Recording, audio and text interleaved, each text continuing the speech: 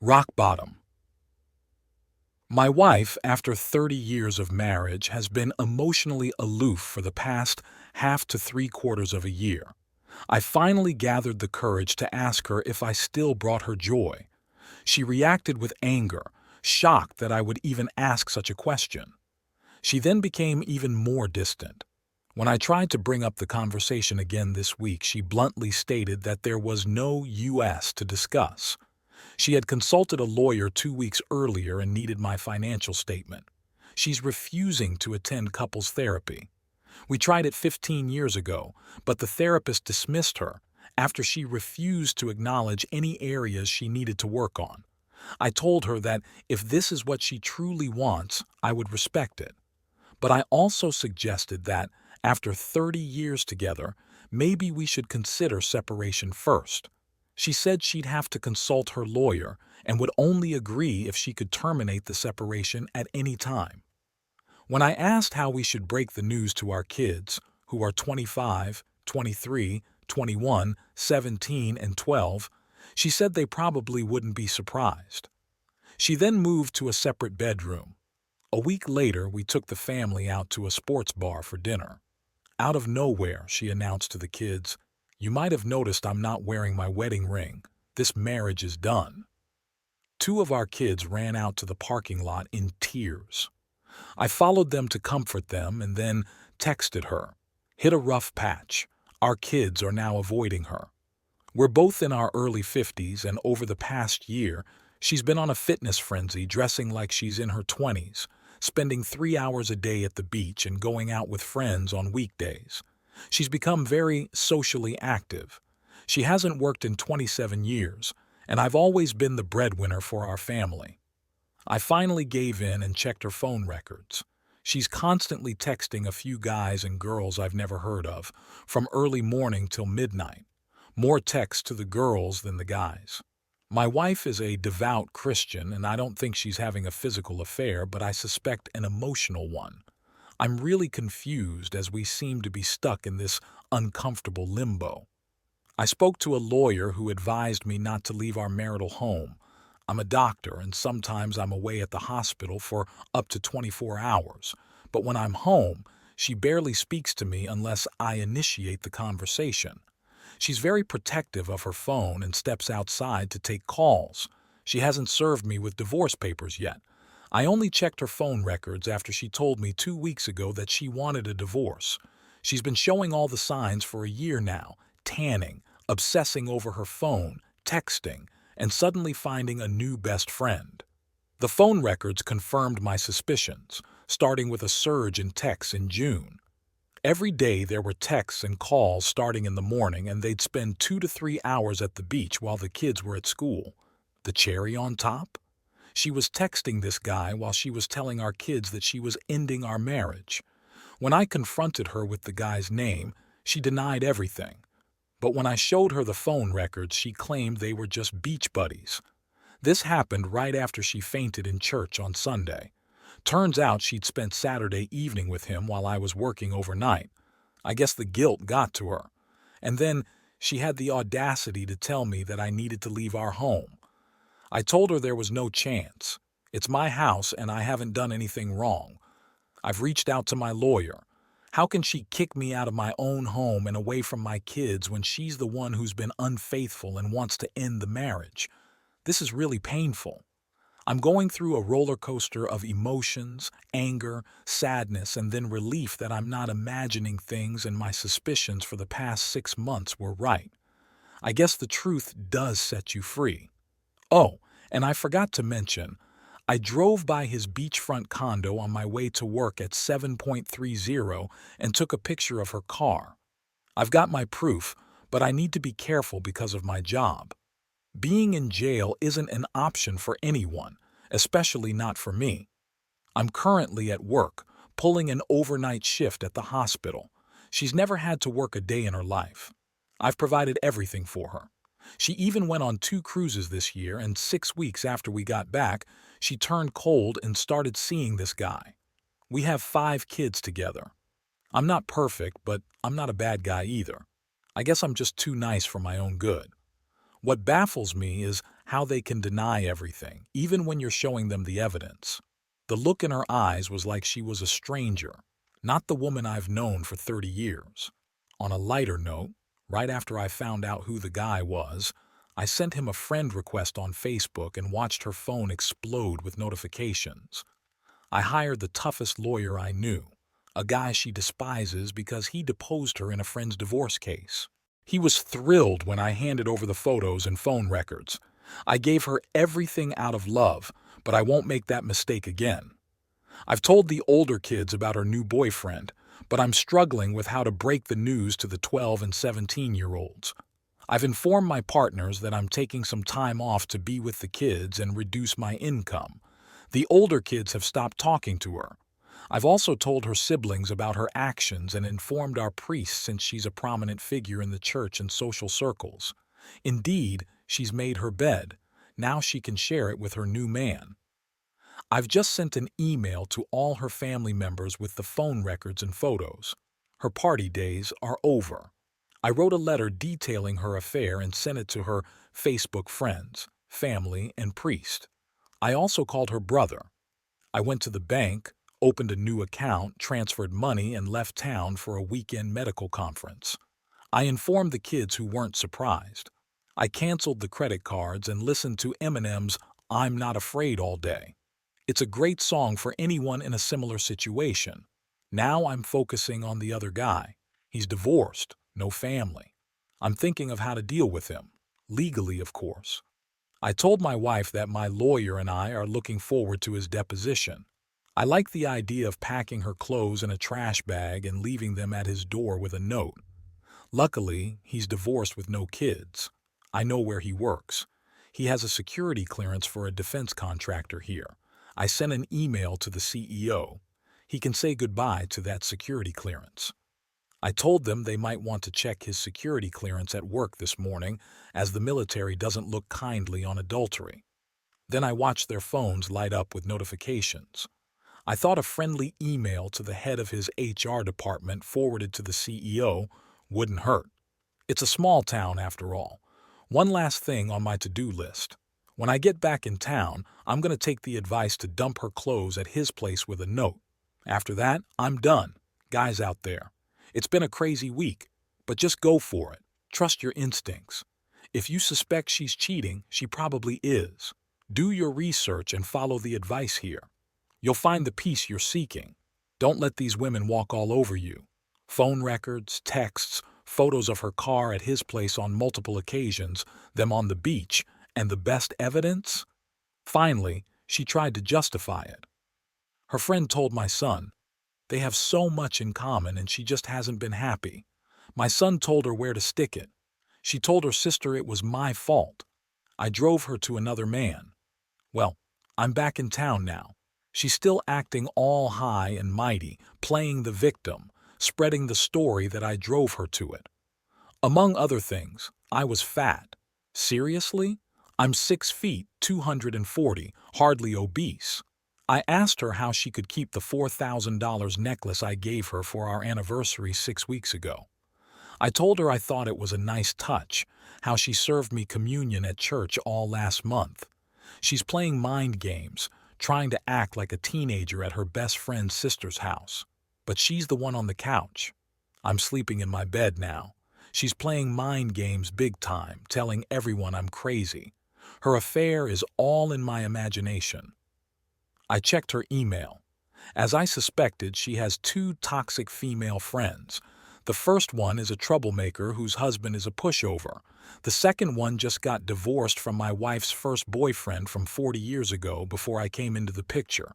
Her divorce was finalized 6 weeks ago, so she's coaching my wife. The kids are telling me she's going out to buy alcohol, even though her friends begged her not to drink at all. Right now, they think I'm trying to paint her as an unfit mom. I hadn't planned on it. Found out she even shared the email with her girlfriends and they're all gossiping. How twisted is that? She deserves an Oscar for this performance. Today's update. She told my best friend's wife in July she was leaving, wanted to do things for herself. Remember, she hasn't worked in 28 years, claims I spent her inheritance. She spent it. $40,000 in one afternoon buying art and jewelry. I hope I can find the receipts this week. The sense of entitlement is astounding. I found out she had an IT guy at the house today. I wonder what she's digging for. My laptop was with me all day. Any ideas on why she'd want to check my hard drive firewall? The IT guy used to be a network admin for Viper Technologies and is now freelancing. I found her cell conversation with him early in the day, then confirmed she's looking for some info. Since I got the evidence on her, she wasn't expecting that. I just want the receipt for the $40,000 worth of jewelry she bought in one afternoon to show the judge how disconnected from reality she is. It's tough being 3 hours away for another day since she could be selling my stuff, I guess. But I'm seeing my lawyer in him, and he's a real tough guy. I could file here in the city, which would be a different venue than the small town where we live, and her family has been for 100 years. I'm going to see if I can get ahead of her since she's 2 lawyer visits ahead of me. How quickly can one file? Also, how do I get my name off the title to her car, so if she gets drunk and crashes it, I'm not liable? Well, I'm home and she's stomping around like a toddler, burning up the cell, chatting with a new number I suspect is the other man. Heard her tell whoever, "I love you." It's a new, unlisted, got new password protected router going to keep up the pressure. I'm wondering why she hasn't filed yet.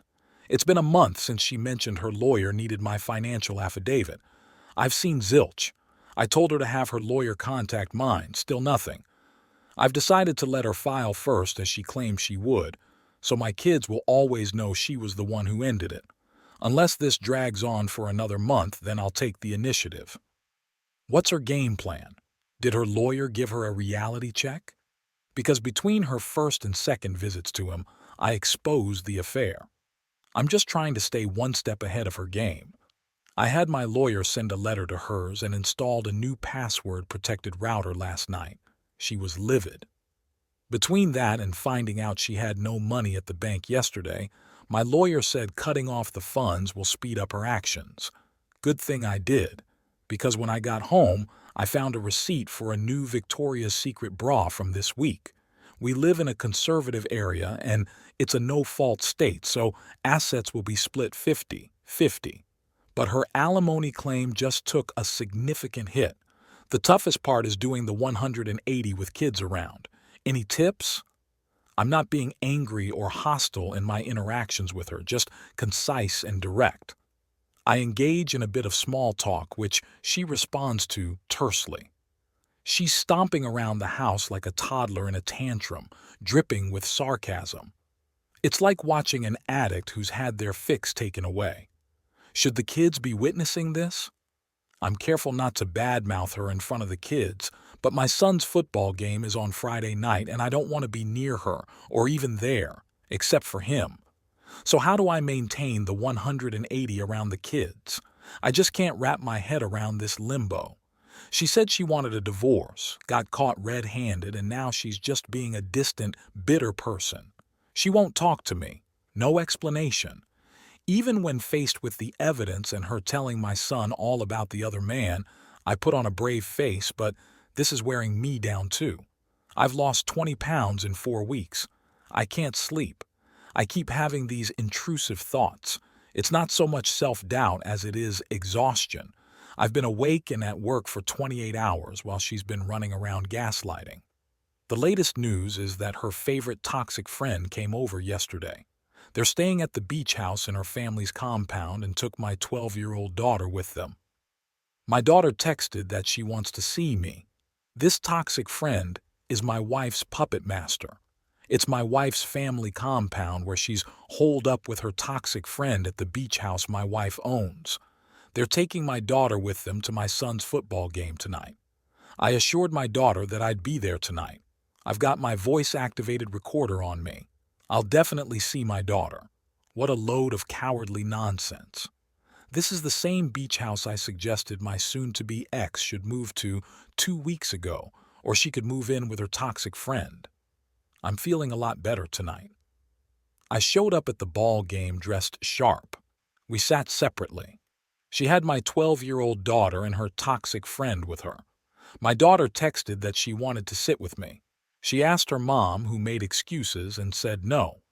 So I went and stood at the bottom of the aisle and looked at my soon-to-be ex. She couldn't meet my gaze. For the first time, she looked genuinely guilty. I even saw a tear. My daughter tried to get up and was told no again. So I just kept staring at her and her friend, not saying a word. I was just 30 feet away. My daughter eventually came with me and we had a good time. I found out that my soon-to-be ex now has a secret phone she keeps in her lap, constantly texting. I felt nothing but contempt for her. She looked so lost in her addiction. I did text her that she should familiarize herself with the law before she tries to keep me from seeing my kids. I hadn't seen my daughter in 2 days. I feel better, ready to face anything. I might now go for full custody. Since I found out about the secret phone, I turned off her regular cell, told her if the kids need her, they can call the boyfriend line. Well, today's voice-activated recorder revelations are that this has been a long time in the making, concocted by her and her toxic friend. I wasn't meant to discover the affair and was supposed to have left 4 weeks ago when she said she wanted a swift divorce so her new man could move in. No kidding, his condo lease is ending. They're planning to fabricate a domestic issues claim against me to get me out. The husband of her toxic friend is supposed to confront me tonight about supposedly harassing his wife. I've already spoken to my lawyer. My recorder is on. If that doesn't work, they have a plan B. She's cracking now and calling her lawyer today. Seriously, you couldn't make this stuff up. You should hear her voice, so cold, so calculating. What a fool I've been. I'm going to have my 22-year-old son with me. He's in on the plan and knows not to react at all. Guess where my soon-to-be ex spent the day? At church, of course, with her toxic friend, and they even had her new man make a guest appearance. Honestly, it's taking all my self-control not to go to Mass and start playing the recording. I swear I'm not making this stuff up. I wish every husband who suspects his wife is cheating could hear these recordings. While neither the new man nor the toxic friend's husband showed up, I think they're just going to proceed with Plan B on Monday when she tries to get money to move. Well, at least her toxic friend left and I had a lovely dinner with my kids. What I don't understand is, when I listen to the recordings, she's still whispering with her new man. I mean, why bother at this point? Everyone knows. My voice-activated recorder is right by my bedside with my phone. I can't wait to hear tomorrow's recordings. I had my first full meal tonight 9 days after D-Day. I've lost 25 pounds in 4 weeks. My horoscope today said I'd find something I lost. I did. My self-respect. I wonder if she'll ever feel any remorse in the future, feel any pain for the pain she's caused her children. Will she ever realize how low she stooped? I take comfort in the fact that, statistically, only 10% of these affairs turn into a lasting relationship. I want her to feel our pain. Last night was tough. The nights always are. But the sun comes up. I confronted her about having her new man meet her at church yesterday, told her it was unacceptable. She said okay, her first admission of guilt. I told her he was not to be around my children, period. I emailed the priest as well, told her if she thought she was going to take my house, kids, money, and just move on, that wasn't going to happen. She said our divorce was just between us two. I said, nope, you brought a third party into our marriage. I spoke with my lawyer this morning and we're planning to force her to move this week and let her new man come play house with her. Her backup plan? Let her push me out, let her new man move in, and then I stop paying the mortgage. A war of attrition. So far, after the full exposure, I've cut off her resources. Her communication is compromised, she's rejected, and she's got a lonely husband. I don't care about her feelings, except I want her to crash and burn and realize what a foolish woman she's been. I want her to feel the pain she's inflicted on her children and me. She can go kick rocks. What's astonishing about this affair, Fogg, is that my soon-to-be ex was never this irrational before the past 9 months. One of the reasons I chose her as my wife was because she never played these silly games until now. This is like her evil doppelganger that I didn't know existed. It's like a scene from The Exorcist. She can't possibly think I'm that naive, but I realize she's not thinking clearly. She's addicted, and her solution is her new man. Our priest called her Sunday night and she tried to gaslight him, but she keeps digging herself deeper and deeper. She denied everything, but the priest knows the evidence I have. I'm heading home to get the voice-activated recorder, then I'll be at the hospital for 24 hours. I came home early and she's acting strangely. She's going to her lawyer's and running errands, then coming home, she says. Her lawyer advised her to take me to lunch and negotiate everything. She wants to keep it out of the courts, says her lawyer will do it all for $1,500 and will be done in 30 days. She's proposing a 50-50 split of the kids, half of my retirement, equal division of debt, and permanent alimony of half my income. She's still spinning tales. I let her know that I'm aware of her antics. She's so deep into this deception. It's like she's convinced herself it's true. I told her we'd continue the conversation later. She looks worn out, exhausted, thin. I told her she's free to call him. No need for whispers and sneaky behavior. Do I look like a fool? The fact that the kids are distancing themselves from her is hitting her hard. Time to play the waiting game, then ramp up the pressure, then go in for the final win. Can you believe she asked me to clean and fix her car this afternoon? Wanted to check out my new shoes. Unbelievable. She said if I loved her, I'd let her make her own choices. She's trying all the feminine tricks, but she looks like a specter. Do I look like a fool? The emotional roller coaster continues. She cooks me dinner, serves me, then turns gloomy and irritable. She's upset about me exposing the affair that she claims isn't an affair. I throw back the evidence of her and her friend, and she's so self-absorbed, correcting the broadcasters like a bipolar alien. I did a 180 and went to bed, then left for a 24-hour shift at work. After our afternoon chat, things seem a bit better. We both dished out and received some harsh words during our conversation. It's worth noting that throughout our marriage we never really had any significant arguments. Clearly that wasn't a healthy dynamic. This morning she's all smiles, bubbly, almost hyper. She even folded my laundry. Just a day ago, we had agreed that I should leave for the sake of peace. I think she wanted to be caught, knowing that the only way I'd divorce her was if she was involved with another man. She admitted she knew she was being watched. She acknowledged the photos and even admitted she knew she was being recorded. I'm not looking for a fight, but I made it clear that I had evidence of her actions. Our child still won't speak to her. Sadly, I still have feelings for her. I'm a nurturer, a healer. It's just who I am. I told her we'd be in each other's lives for the sake of our kids and wished we had more open conversations like this in the past year. Maybe then we wouldn't be in this situation. She's just testing me. I don't want to destroy her. But I did tell her yesterday that the extent of the lies and deceit was emotionally overwhelming for me, not to mention the other man. I told her I wanted to privately negotiate a settlement if that's what she wanted. I let her know that I could use the evidence I had in court, but I wouldn't do that to our family. I've reached my limit, but what I truly desire is to mend things, but she's not open to it. Mick, I'm just trying to buy time at this point. The 180 approach would be simpler if the kids weren't around, so I'm giving it a shot. I've shared with her that the best 29 years of my life were spent with her. This past year? Not so great. I'd say we have a slim 5 to 10% chance of patching things up. How to navigate this while she's still in the fog is the question. I did blow the lid off the affair. Emailed family, friends, our priest, the other man and his employer, and our grown-up children. I've agreed in principle to a private settlement, but not the specifics. She's aware of the evidence I hold. I reserve the right to use it. I hope this will fizzle out. The alternative would be to head straight to court and argue every detail. I've assured the kids I won't do that.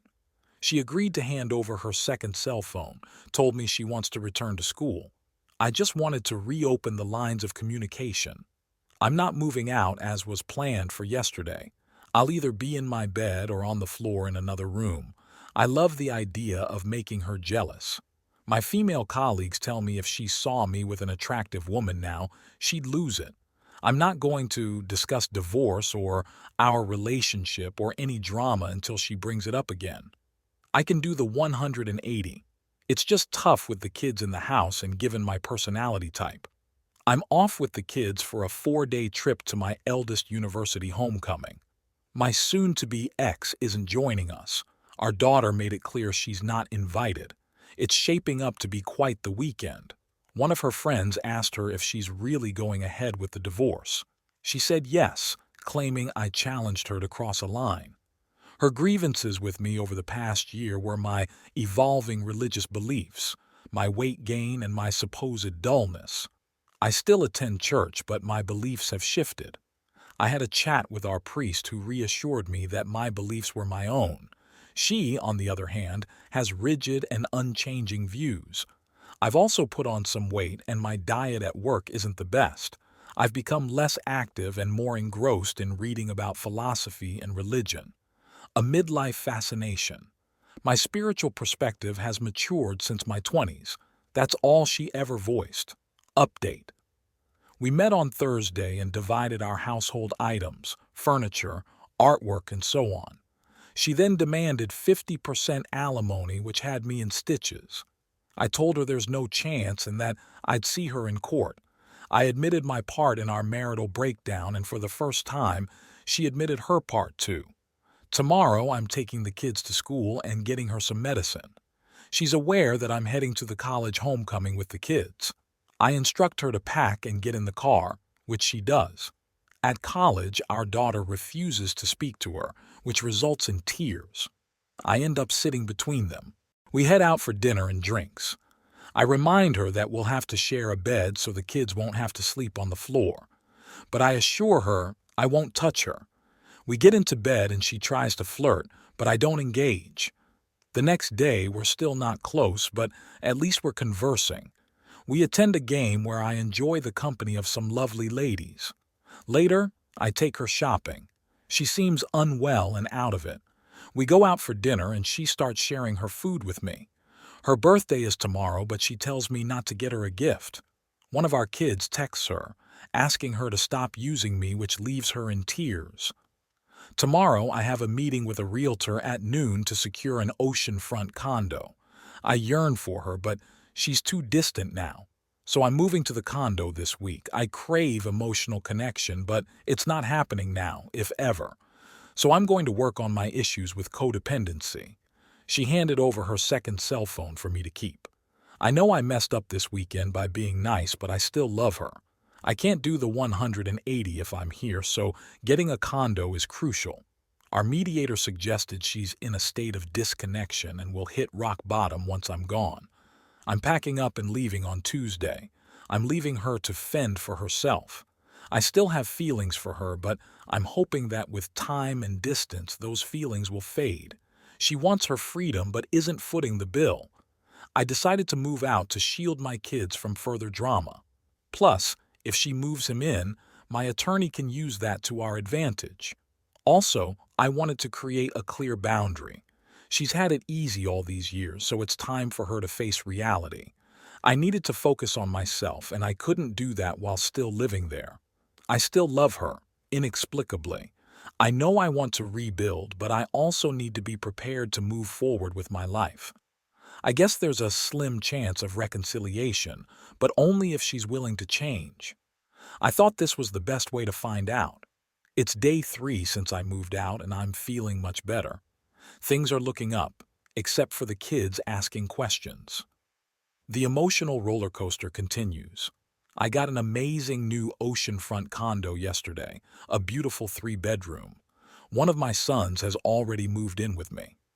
Then, while taking a walk on Ormond Beach, who do I run into but my soon-to-be ex and her other man? I turned and walked away, considering my kids and my medical license. It was tough, so I did the next best thing. I bought a new car, posted it online, got some flirty messages, and chatted. I was honest with them, but it felt good to converse with another woman. I've lost a significant amount of weight, going from 250 to 218 through diet and exercise. I've updated my wardrobe and got a fresh haircut. She, on the other hand, looks like she's wasting away. I didn't sign anything, told her to hand over the papers for my attorney to review. My main concern now is the kids. She agreed to let me have them for the entire week. I'm thinking about creating some new holiday traditions for them. Update life is pretty good. I'm having a blast with the kids. Plus, I've met a couple of lovely ladies on Match and had dinner with them. One of them had an ex-husband who pulled the same nonsense. I found a new best friend. Latest update, I've had more fun in the past month than I have in the last 5 years. Keeping things casual, I'm currently seeing 6 different women for dinner and social events. I've lost 40 pounds, bought a new surfboard, and I'm living the beach life. As for my soon-to-be ex, she continues to be a pain. I limit my interactions with her to discussions about the kids and finances. Everyone in town says she looks miserable. Karma, right? I offered her a fair deal and we split all the property. She's insisting on an outrageous alimony amount. I rejected it, so she filed for divorce. She's got a bargain bin lawyer. Yesterday, when the moving van came to pick up my half of our stuff, she got emotional. What she's oblivious to is that her boyfriend spilled the beans to me because she's been leaving our 12-year-old daughter home alone to spend time with him. I've got a lot more information now. I've emailed the bishop to request her removal as a Eucharistic minister and Sunday school teacher. They had planned a cruise this week, thinking the divorce would be finalized by now. So, he supposedly went alone last night. She's in a state of panic, telling her boyfriend she's losing everything. She admitted that I'm getting the kids. I've got a new house, the 4th one for the kids. What stings is her revisionist history of our marriage. She's been telling people that I was a great doctor, but a terrible father and husband. She even told church members she had to leave because I was abusing medication. All this for a guy she met on the beach in May. Update. Things are going well so far. I've got a new waterfront home in shared custody. I've also met someone new. She's 41. I'm 53. A stunning blonde with 2 daughters from her late husband. She's a lawyer, and her family owns the local bank. I couldn't have written a better script if I tried. My soon-to-be ex despises my new girlfriend, calling her a blonde bimbo. Meanwhile, she's still with her boyfriend, although he tells me he's pulling away as the court date approaches. We're heading to mediation soon. She's taking me to court on April 15th for temporary spousal support. She doesn't think the $6,500 a month I've been giving her since October is sufficient. She's lost weight, down to 113 pounds, and looks like a hag. Quick update. The deceitful woman dragged me to court demanding $10,000 a month. The result? She got $4,500 a month, and the judge ordered her to pay half the mortgage. She argued with the judge that she couldn't afford it, so the judge asked her if she had another place to live. She looked utterly stunned, absolutely priceless. Florida is ending permanent alimony on July 1st. She's in a tight spot. Karma is finally catching up to her. Plus, the female judge saw right through her adulterous plot. The kids still avoid her. Her support network has dwindled down to just her sister and cousin, but even her sister recognizes she's in a bad state. She's also started drinking heavily. She told her boyfriend she doesn't want this to go to open court. So, I made sure to inform the judge about her lover. Her attorney tried to attack my relationship with my lovely blonde girlfriend, accusing me of spending money on her. I looked straight at my wife and responded, "No, she's wealthy and takes care of me." My attorney now plans to depose her before May 30th.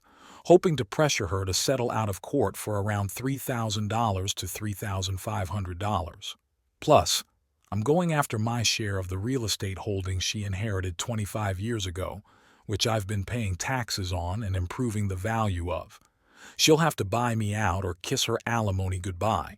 Looks like someone's heading back to work. I'm doing great, sitting on my dock tonight puffing on a cigar while my girlfriend and kids are inside watching TV. Meanwhile, my soon-to-be ex is dealing with the mess she made. She and her lover are now at odds, according to her boyfriend. Plus, she walked into the same sushi bar where my kids and I were enjoying sushi along with my stunning lawyer girlfriend. It almost feels too good to be true. The kids ignored her. She ate alone. Mediation predictably reached a deadlock. So, court was the next step. But she's been stalling since her lawyer told her the temporary support was the best she could hope for, and it's only downhill from there. So, she's in a real bind, which is exactly where every cheater should be. Life is good.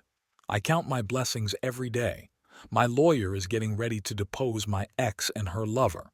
Yes, I'll be there. She threw away a 30-year marriage, family, long-term friends, and rewrote our marital history. I wonder what she'll look like a year from now. She despises me.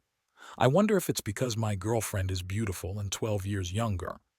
My ex nearly jumped out of her chair when my girlfriend testified that we'd just returned from my daughter's college parents' weekend. Update. Judgment Day has arrived. I'm officially divorced. My ex only got a little over half of what she asked for in permanent monthly alimony. Since we're in Florida, it's $500 per kid, and she's responsible for 49% of the kid's medical, orthodontic, and dental expenses. The funny thing is, during mediation, she was offered the same amount as non-modifiable alimony, meaning she could have remarried and still received it until age 70. But she turned it down. I bet she's regretting that now. I guess I did all right. Half a year later, my girlfriend and I are engaged in navigating the challenges of a blended family. We're trying to get our 4 teenage girls to get along, 2 of mine and 2 of hers. That's going better now. My ex looks like she's been on something hard. People tell me they don't even recognize her. Her ribs are showing and her face looks sunken and wrinkled. My dad passed away in July. He was 93. Suddenly, my ex was calling me, wanting to be there for me. She came to the funeral home visitation for 2 hours, then to my parents' house after the funeral for 4 hours. I ignored her. My fiancé was furious that she showed up. The only lingering emotional issue for me is that my ex has been showing up to my kids' football games with my kids, who won't talk to or interact with her at all. I fight the urge to punch her in the nose for all the pain she caused my kids. Those 2 cheaters are incredibly selfish. I get that it's a public venue, but seriously, after no contact other than kid stuff, she suddenly asked me at the game last week if I was there to sit with her and our other kid, which I did since it was the child's birthday. Then she invited me to our kid's birthday dinner and wouldn't stop chatting as if we had no history. She made a big show of handing me a $192 check for our older son's college tuition. She even drove it to my house, despite me telling her to just mail it. I'm like, what's your deal? Apart from being a narcissist seeking attention, I can't make sense of her. She's never really apologized. At one point, right after D-Day, I admitted to not meeting her emotional needs, contributing to our marriage's downfall. She mumbled an agreement through fake tears. After that, she was all venom and lies, justifying her friendship. My take? He handled the whole affair like a champ. He came out on top, and she slithered away like the rat she is. I hope he's happy with his new woman, wherever he is and whatever he's doing. Judging by what's here, she threw everything away for nothing. What does she have now? A cheating partner, no kids, and a vanished lifestyle. She gets to watch her ex and his new girlfriend while she gets nothing. Serves her right.